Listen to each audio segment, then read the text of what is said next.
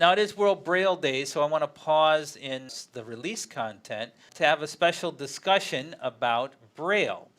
And to do that, I've invited the Federation's Director of Braille Advancement to join me here on the release. I first met her when I was a student at the University of Wisconsin. I was very new as a member of the National Federation of the Blind, but I had been hired by the university to work on making materials accessible for blind students at the university.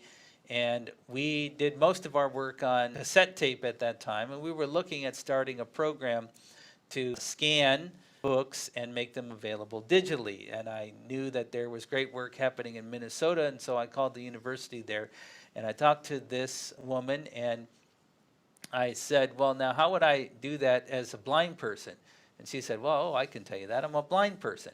And she was one of the early ones to really help me understand the real value that Braille could play in my life and the advantages that it could give me.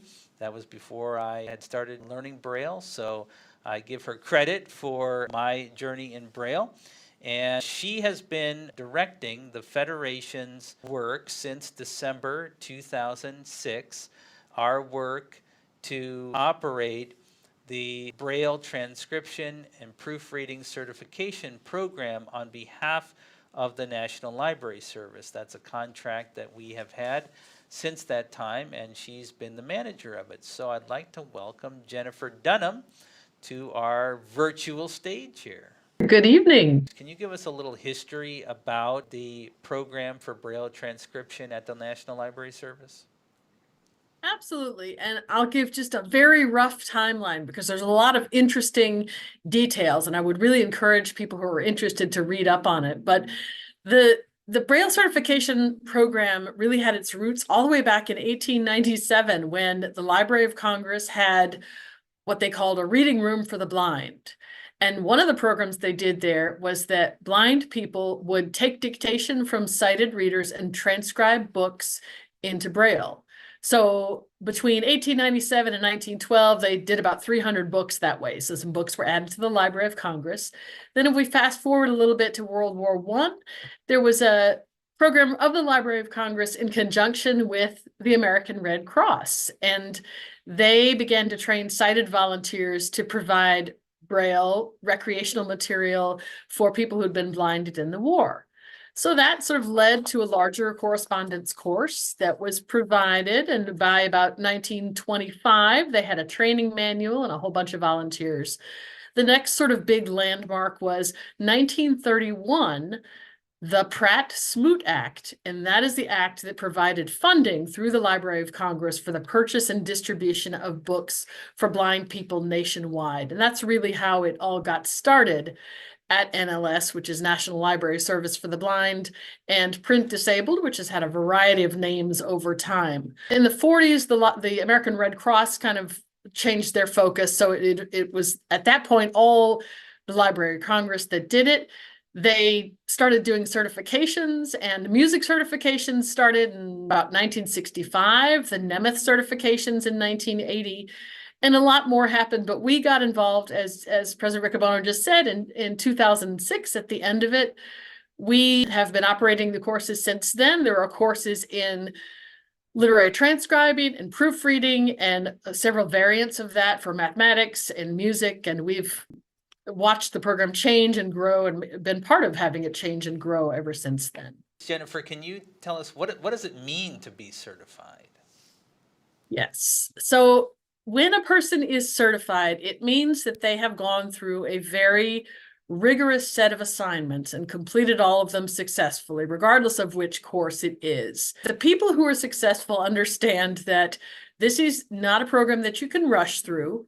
You got to really take your time and practice and understand that each of the assignments and the lessons kind of build on each other and are very detailed, very rigorous. But once a person has completed all those things, they have experience and practice, and they're qualified to provide a document in Braille on whatever subject is covered by that certification. And they've worked very hard to do it, and it's something to be really proud of. But the people who succeed have a pretty strong command of written language. There's a lot of intensive reading that's required and a lot of patience and a lot of detail orientation. Is this program just for blind people?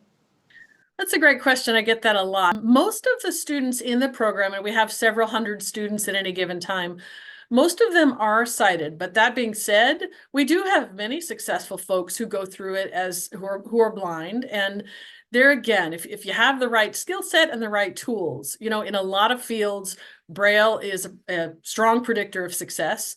Being a fluent Braille reader already, tactile Braille reader, is a important factor in being successful as a blind person. You also need to have an understanding of print conventions, be able to access the print in whatever way that may be, and just be a very resourceful person who can understand the sort of anomalies that happen in documents and can work around that and make sure to keep the focus on providing an accurate document for the end user who's relying on that Braille. If someone wants to be employed doing Braille, the certification is pretty important, right? It is. It really is, because it, again, states that the person really has gone through the paces and is qualified to do the work. There's a lot of ways to shortcut Braille, a lot of ways to put out some dots. But if you don't have a very strong understanding of what those dots should look like, what needs to happen with the formatting, then you're not necessarily doing a service to the person who relies on that Braille to be read. All of these courses can be accessed for the low price of what?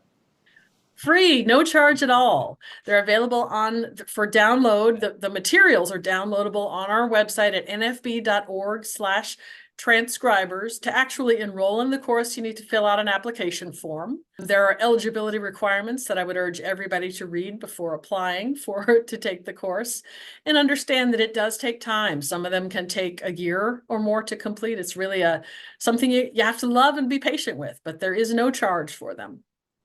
Jennifer, I know people might have more questions, so how can they reach you to ask those questions?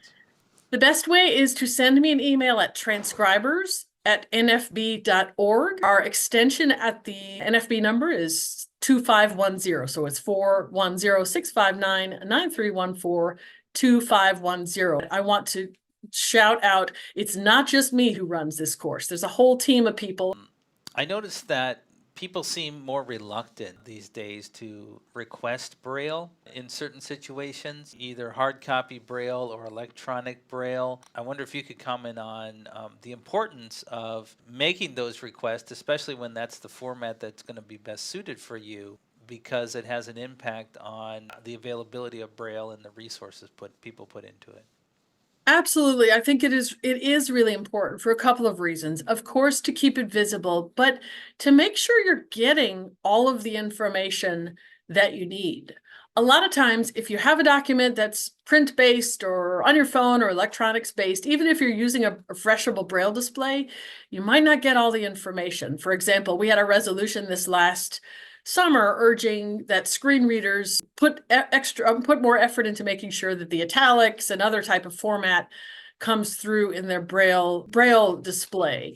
There are a lot of things like that. If it's important to have a really accurate, full-fledged version of a document, it's a good idea to request it in Braille. And Braille is so much more available now, electronically, hard copy. People can make Braille in the South, and it can be available in the North. It's easier to distribute Braille now. It's not necessary to be geographically close necessarily. Really encourage people to utilize Braille and think about the ways that it can be helpful. Jennifer, did you have anything else you wanted to add? I did. I would just love to say Braille, the Braille certification training program is such a pleasure to work with. We have a lot of other programs in the National Federation of the Blind. Braille really permeates everything that we do, but we're a member, for example, we're a member organization of BANA, the Braille Authority of North America. We have the NFB Bell programs that we talk about for kids. We're participating in the international group working on the eBraille file standard for more dynamic display of Braille, working on the Monarch with Humanware and APH. We have many, many areas where Braille is a focus. And so it's just a pleasure to work with everybody on it. And I encourage everybody to check it all out. And happy World Braille Day. Happy World Braille Day to you and everybody.